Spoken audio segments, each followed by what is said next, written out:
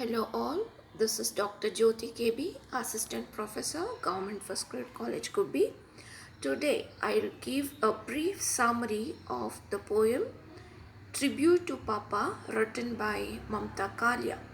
So let us have a brief introduction about the poetess of the poem Tribute to Papa, Mamta Kalia. Mamta Kalia is an Indian author, teacher, and poet writing primarily in the Hindi language. She won Vyas Saman, one of India's richest literary awards, in 2017 for her novel Dukkham. So, Mamta Kalia, ಭಾರತೀಯ ಲೇಖಕಿ. ಅವರು ಇಂಗ್ಲೀಷ್ನಲ್ಲೂ ಬರೀತಿದ್ದಾರೆ, ಆದರೆ ಹೆಚ್ಚಾಗಿ ಹಿಂದಿಯಲ್ಲೇ ಜಾಸ್ತಿ ಬರೀತಾರೆ. ಅವರಿಗೆ ಇತ್ತೀಚೆಗೆ 2017ರಲ್ಲಿ ವ್ಯಾಸ Samman award, ಒಂದು ಸಾಹಿತ್ಯ ಪದವಿ ಸಿಕ್ಕಿದೆ. ಅವ್ರು ಬರೆದಂತಹ ಕಾದಂಬರಿ ದುಃಖಂ ಅನ್ನುವಂಥ ಕಾದಂಬರಿಗೆ ಅವ್ರಿಗೆ ಈ ಅವಾರ್ಡು ಸಿಕ್ಕಿದೆ. ಸೊ ನಮಗೆ ಮಮತಾ ಕಾಲಿಯಾ ಅವರ ಟ್ರಿಬ್ಯೂಟ್ ಟು ಪಾಪ ಅನ್ನುವಂಥ ಪೋಯಮನ್ನು ಓದಲಿಕ್ಕೆ ಪ್ರಿಸ್ಕ್ರೈಬ್ ಮಾಡಿದ್ದಾರೆ. She is a popular contemporary Indian women poet. She is known for the above poem. She wants to give a tribute to her father in the form of a poem.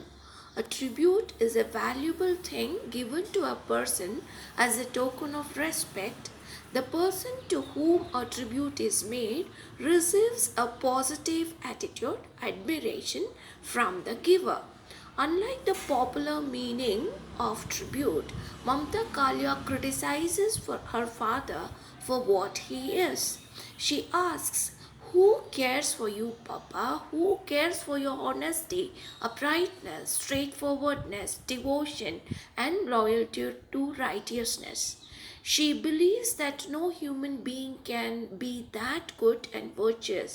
She questions why he tries to be so good like an angel. She declares him as an unsuccessful man. He was not able to live up to the present day standards of comfortable and convenient life. He couldn't build a comfortable home for himself, so therefore she calls him as an unsuccessful man in modern terms. Kalia ತನ್ನ ತಂದೆಗೆ ಒಂದು ಕಾಣಿಕೆಯನ್ನು ಕೊಡಲಿಕ್ಕೆ ಇಷ್ಟಪಡ್ತಾರೆ. ಅವರು ಒಂದು ಪದ್ಯವನ್ನು ಕಾಣಿಕೆಯಾಗಿ ಕೊಡಲಿಕ್ಕೆ ಇಷ್ಟಪಡ್ತಾರೆ. ಸೊ ನಮಗೆ ಗೊತ್ತಿರುವ ಹಾಗೆ ಕಾಣಿಕೆ ಅಂತಂದರೆ ಯಾರಿಗೆ ನಾವು ಕೊಡ್ತೀವೋ ಅವ್ರಿಗೆ ಒಂದು ಹಾನರ್ ಮತ್ತು ರೆಸ್ಪೆಕ್ಟ್ನ ಸಂಕೇತವಾಗಿ ಆ ಟ್ರಿಬ್ಯೂಟನ್ನು ಕೊಟ್ಟಿರ್ತೀವಿ. ಬಟ್ ಅದಕ್ಕೆ ವಿರುದ್ಧವಾದ ಅರ್ಥವನ್ನು ಅವರ ಪದ್ಯ ಕೊಡ್ತಾ ಇದೆ. ಮಮತಾ ಕಾಲಿಯಾ ಅವರು ಯಾರಿಗೆ ಕಾಣಿಕೆಯನ್ನು ಸಲ್ಲಿಸ್ತಿದ್ದಾರೋ ಅವರನ್ನು ಕಟುವಾದ ಟೀಕೆಗೆ ಒಳಪಡಿಸ್ತಿದ್ದಾರೆ. ಸೊ ಯಾಕೆ ಕಟುವಾಗಿ ಟೀಕಿಸ್ತಾರೆ ಅಂತಂದರೆ, his father is insignificant in the modern world. He doesn't fit himself to the modern world. ಯಾಕೆ ಅಪ್ಪನ ಬಗ್ಗೆ ಅವರಿಗೆ ಟೀಕೆ ಮಾಡಲಿಕ್ಕೆ ಮಾಡಬೇಕು ಅಂತ ಅನಿಸುತ್ತೆ ಅಂದರೆ, ಅವರ ತಂದೆ ಈ ಆಧುನಿಕ ಜಗತ್ತಿಗೆ ಸೂಕ್ತ ವ್ಯಕ್ತಿ ಅಲ್ಲ ಅವರು ಅಂತ ಅನಿಸುತ್ತೆ ಅವರಿಗೆ. ಯಾಕೆಂದರೆ ಅವರ ಅಪ್ಪ ಜೀವನ ಪೂರ್ತಿ ಪ್ರಾಮಾಣಿಕತೆ, ನಿಯತ್ತು, ನೀತಿ ನಿಯಮ ಮತ್ತು ನೇರವಾಗಿರುವ ಜೀವನ ಮತ್ತು ಡಿವೋಷನ್ ಅಂದರೆ ಬೇರೆಯವರಿಗೆ ಅರ್ಪಣೆಯ ಜೀವನವನ್ನು ಮಾಡ್ಕೊಂಡು ಬಂದಿರ್ತಾರೆ. ಸೊ ಅದರಿಂದ ಏನು ಪ್ರಯೋಜನ ಅಪ್ಪ ಅಂತ ಅವರು ಮಮತಾ ಕಾಲಿಯಾ ಅವರು ಕೇಳ್ತಾರೆ. Why you want to become like a angel? ದೇವರ ವರ್ಚ್ಯೂಯಸ್ಸನ್ನವಾಗಿ ಇರಬೇಕು ಅಂತ ಯಾಕೆ ನೀವು ಜೀವನ ಮಾಡ್ತಿದ್ದೀರಾ? ನೀವು ಯಾಕೆ ದೇವದೂತರ ಜೀವನ ಮಾಡ್ತೀರಾ ಅಂತ ಹೇಳ್ತಾಳೆ. And you are unfit for the world, for the present modern society because you are an unsuccessful man. ನೀವು ಏನೂ ಪ್ರಯೋಜನ ಇಲ್ಲದ ಮನುಷ್ಯ ಈ ಜಗತ್ತಿಗೆ, because you have not earned minimum standards of life of present day world. ಈ ಜಗತ್ತಿನ ಸಾಧಾರಣ ಜೀವನಕ್ಕೆ ಅನುಕೂಲವಾದ ವ್ಯವಸ್ಥೆಯನ್ನು ನೀವು ಮಾಡಿಕೊಳ್ಳಿಲ್ಲ. ಒಂದು ಕಾಸಿ ಪ್ಲೇಸ್, ಒಂದು ಕಂಫರ್ಟಬಲ್ ಆಗಿರುವ ಸ್ಥಳವನ್ನು ನಿಮಗೆ ಅಂತ ನೀವು ಮಾಡಿಕೊಳ್ಳಿಲ್ಲ. And she questions why her father did not make enough money in life where he had a lot of opportunities to amass wealth. ಸಾಕಷ್ಟು ಸಂಪತ್ತನ್ನು ಸಂಗ್ರಹಿಸುವ ಅವಕಾಶ ಇದ್ದರೂ ಕೂಡ ನೀವು ಯಾಕೆ ಹಣವನ್ನು ಮಾಡಲಿಲ್ಲ? ನೀವು ಕೆಲಸ ಮಾಡುವ ವಾಚ್ ಫ್ಯಾಕ್ಟ್ರಿಯಲ್ಲಿ ಒಂದಷ್ಟು ವಾಚ್ಗಳನ್ನು ಕದ್ದು ಸ್ಮಗಲ್ ಮಾಡಿದರೆ ಬೇಕಾದಷ್ಟು ಹಣವನ್ನು ನೀವು ಬೇರೆ ಕಡೆ ಮಾರಾಟ ಮಾಡಿ ತಗೋಬೋದಾಗಿತ್ತು. ನೀವು ಯಾಕೆ ಸ್ಮಗಲ್ ಮಾಡಲಿಲ್ಲ?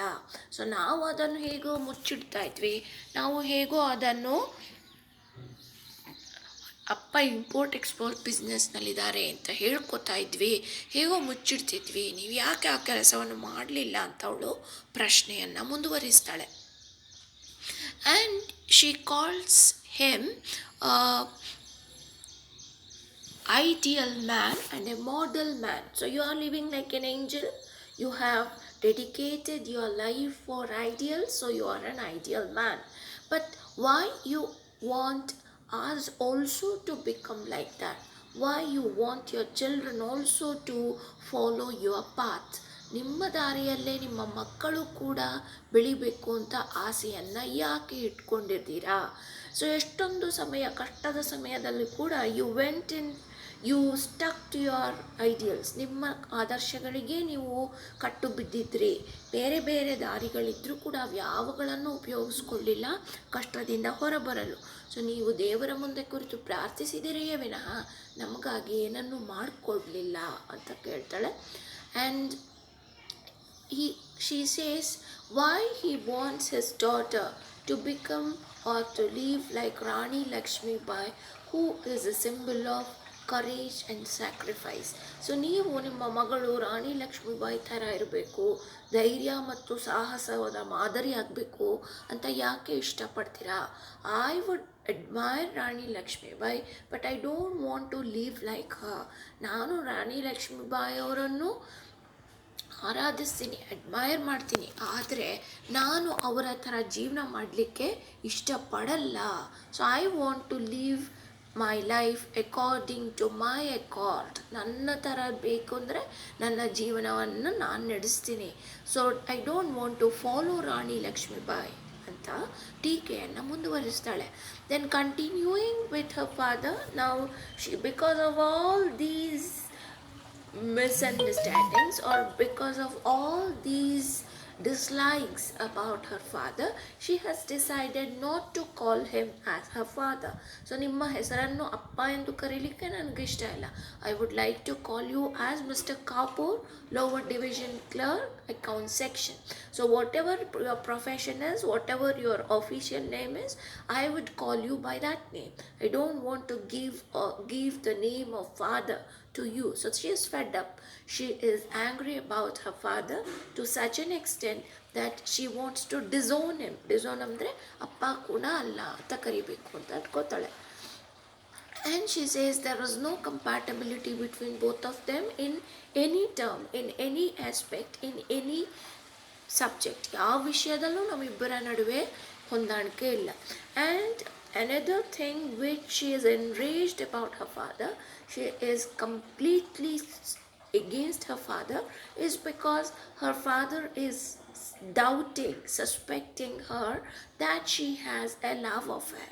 So she thinks, why my father is not able to ask me in a straightforward way? Why is he just thinking, imagining and cooking up things about me? So why is he not asking? And recently he is also thinking that she might have become pregnant also. So she asks, she states that even if am pregnant, I'm not going to hide it up, I'm not going to abort it, I'm not going to destroy it, but I would like to live the life I have chosen. I would like to live a straightforward life, but I'm sure I am responsible enough, I am careful enough that I will not get into such nasty situations. So ಏನು ಹೇಳ್ತಾಳೆ, ಆ ಥರ ಏನಾದರೂ ಆದರೆ ನಾನೀಗ pregnant ಆಗೋಗಿದ್ದೀನಿ ಅಂತ ಅಪ್ಪ suspect ಮಾಡ್ತಾ ಇದ್ದಾರೆ. ಸೊ ನಾನು ಆ ಥರ ಆದರೆ ಕೂಡ ಅದನ್ನು ಒಪ್ಕೋತೀನಿ, ಅದನ್ನು ನೇರವಾಗಿಯೇ ಜಗತ್ತಿನ ಮುಂದೆ ಬಂದು ಜೀವನ ಮಾಡ್ತೀನಿಯೇ ಹೊರತಾಗಿ ಅದನ್ನು ತೆಗೆಸುವ ಕೆಲಸಕ್ಕೆ ಹೋಗಲ್ಲ. ಬಟ್ ಅಂಥ ಪರಿಸ್ಥಿತಿಗೆ ನಾನು ಹೋಗಲ್ಲ, ಯಾಕೆಂದರೆ ನಾನು ಒಬ್ಬಳು ಪ್ರಜ್ಞಾವಂತಳು, ನಾನು ಒಬ್ಬಳು ಜವಾಬ್ದಾರಿ ಇರುವಂಥವಳು, ಮತ್ತು ನಾನೊಂದು ಕೇರ್ಫುಲ್ ಆಗಿರೋ ಹೆಂಗಸಾಗಿರೋದ್ರಿಂದ ಅಂಥ ಪರಿಸ್ಥಿತಿಗೆ ನಾನು ಹೋಗಲ್ಲ. ಆದರೆ ನೀವು ಆ ಥರ ಎಲ್ಲ ನನ್ನ ಬಗ್ಗೆ ಕಲ್ಪನೆ ಮಾಡಿಕೊಂಡಿದ್ದು ತಪ್ಪು. ನನಗೆ ಅದರಿಂದ ಬೇಸರವಾಗಿದೆ. I don't like your attitude towards me in various aspects of life ಅಂತ ತನ್ನ ಬೇಸರವನ್ನು ತಂದೆಯ ಬಗ್ಗೆ ವ್ಯಕ್ತಪಡಿಸ್ಕೊಂಡಿದ್ದಾರೆ ಮಮತಾ ಕಾಳಿ ಅವರು. ಸೊ ನಾನು ನಿಮಗೆ ಈ ಪದ್ಯವನ್ನು ಕನ್ನಡದಲ್ಲೂ ಹೇಳಿದ್ದೀನಿ, ಇಂಗ್ಲೀಷ್ನಲ್ಲೂ ಹೇಳಿದ್ದೀನಿ. ಸೊ ನಿಮಗೆ ಇದರಿಂದ ಎಕ್ಸಾಮ್ನಲ್ಲಿ ಅರ್ಥ ಮಾಡ್ಕೊಳ್ಳೋಕೆ ಸಹಾಯ ಆಗುತ್ತೆ. ಆದರೆ ನೀವು ಇಂಗ್ಲೀಷ್ನಲ್ಲಿ ಹೇಳಿದ್ದನ್ನು ತಲೆಯಲ್ಲಿಟ್ಕೊಂಡು ಇಂಗ್ಲೀಷನ್ನೇ ನಿಮ್ಮ ತಲೆಯಲ್ಲಿಟ್ಕೊಂಡು ಆನ್ಸರ್ಸನ್ನು ಬರಿಬೇಕಾಗತ್ತೆ.